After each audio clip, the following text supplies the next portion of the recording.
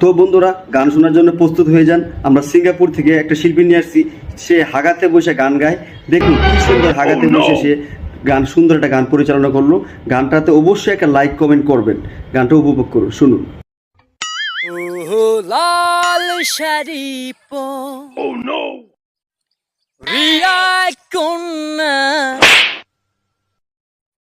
রক্ত আলতা পায়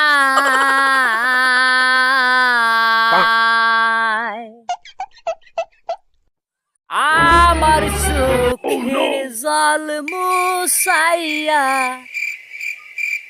নীলা না বিদায় তুমি হিরাও সাইলা না একবারে সহিলা গেলা